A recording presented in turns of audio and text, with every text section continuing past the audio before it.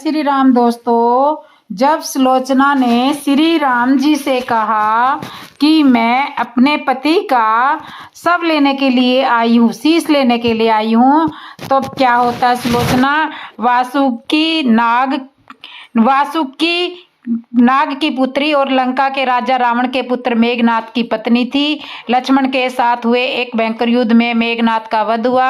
उसके कटे हुए शीश को भगवान श्री राम के शिविर में लाया गया था। अपने पति की मृत्यु का समाचार पाकर सुलोचना ने अपने ससुर रावण से राम के पास जाकर पति का शीश मांगने के लिए प्रार्थना की, किंतु रावण इसके लिए तैयार नहीं था। फिर मंदोदरी ने सुलोचना से कहा कि वह समय राम के पास जाकर मेघनाथ का शीश ले आए, क्योंकि राम मर्यादा पुरुषोत्तम है, इसलिए उनके पास जाने में किसी तरह की हानि नहीं हो सकती।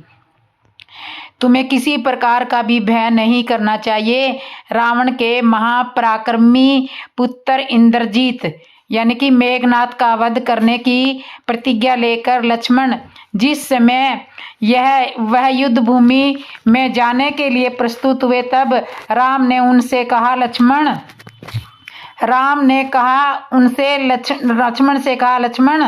रणभूमि में जाकर तुम मेघनाथ का वध तो कर दोगे, इसमें कोई संदेह नहीं है, परंतु एक बात का विशेष ध्यान रखना कि मेघनाथ का मस्तक भूमि पर किसी भी प्रकार से न गिरने पाए, क्योंकि मेघनाथ एक नारी व्रत का पालक है और उसकी पत्नी परम पतिव्रता है। ऐसी साध्वी के पति का मस्तक अगर धरती पर गिर जाता है तो हमारी सेना का ध्वंस हो जाता है और हमें युद्ध में विजय की आशा को त्याग देनी पड़ती है। लक्ष्मण अपनी सेना लेकर चल पड़े। समर भूमि में उन्होंने वैसा ही किया। युद्ध में अपने बाणों से उन्होंने मेघनाथ का मस्तक तो उतार दिया, पर उसे धरती पर नहीं गिरने दिया। हनुमान जी ने मेघनाथ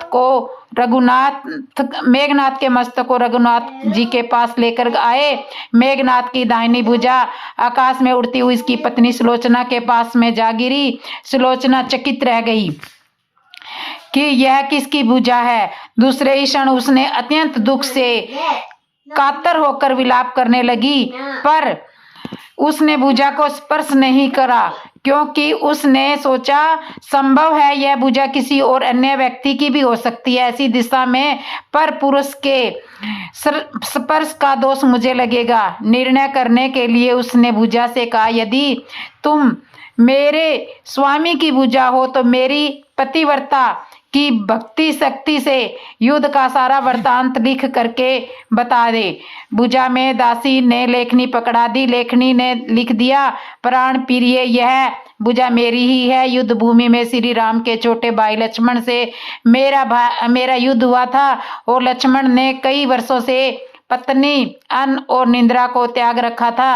वे तेजस्वी तथा समस्त देवीय गुणों से संपन्न है। संग्राम में उनके आगे मेरी एक नहीं चली। अंत में उन्हीं के बाणों के प्रहार से मेरा प्राणांत हो गया।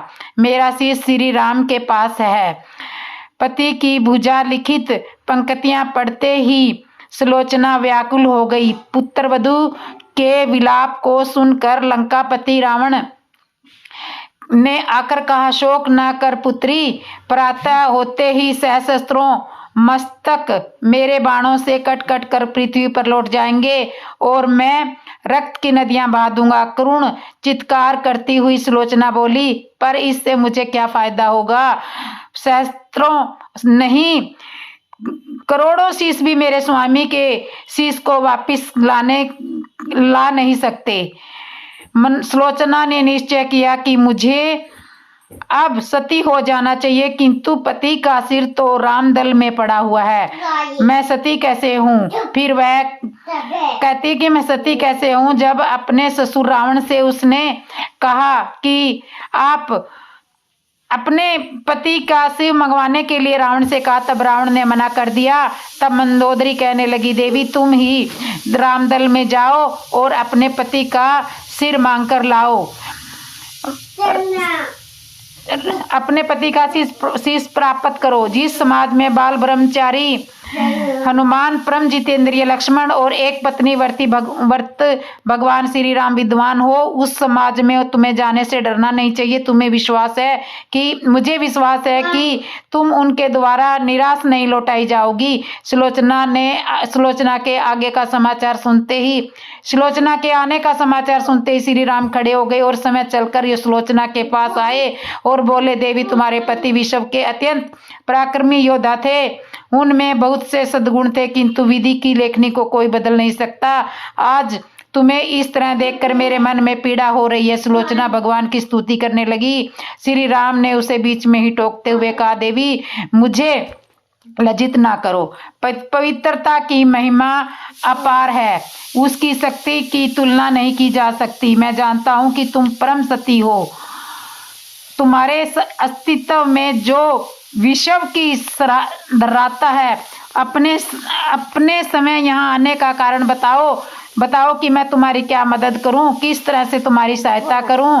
तब सुलोचना ने अशोभपूरित नैनों से प्रभु की ओर देखा और बोली, राघवेंद्र मैं सती होना चाहती हूँ। सती होने के लिए मेरे पति का मस्तक लेने के लिए आई हूँ।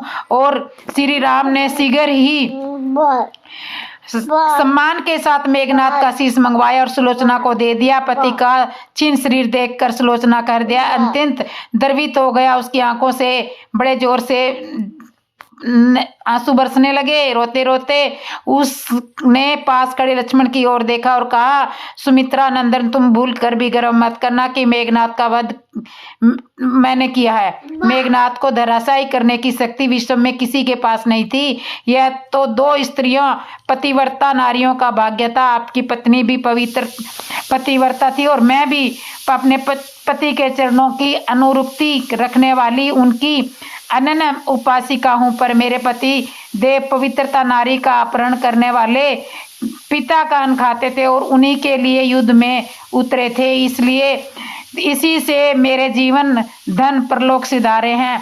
सभी योद्धा सुलोचना को राम शिविर में देखकर चकित थे। वे यह नहीं समझ रहे थे कि सुलोचना को यह कैसे पता चला कि यह भुजा उनके पति की है या उनका पति का आशीष राम दल में श्री राम जी के पास है। जिज्ञासा शांत करने के लिए सुग्रीव ने पूछ ही लिया कि यह बात तुम्हें कैसे पता चलेगी कि मेघनाथ का आशीष श्री राम के शिविर में है। सुलोचना ने स्पष्टता से बता दिया, मेरे पति की भुजा युद्ध भूमि से उड़ती हुई मेरे पास चली गई थी। उसी ने लिखकर बताया था कि व्यंग भरे शब्दों में मुझे यह बताया था। सुग्रीव इसमें बोल उठे, निष्प्राण पूजा यदि लिख सकती है तो फिर यह कटा हुआ सिर भी हंस सकता है। श्री राम ने बीच में ही उन्हें रोकते हुए कहा, व्यर्थ की बातें मत करो, पवित्रता के मातम को तुम नहीं जानते हो। यदि वह चाहे तो यह कटा हुआ सिर भी हंस सकता था। श्री राम की मुख कृति देखकर सुलोचना उनके भावों को समझ गई थी। उसने कहा, यदि मैं मन वचन कर्म से अपने पति को देवता मानती हूँ तो मेरे पति का यह निर्जीव मस्तक हंस पड़े। सुलोचना की बात अभी पूरी भी नहीं हुई थी कि कटा हुआ मस्तक जोर से हंसने लगा। यह देखकर सभी दंग रह गए।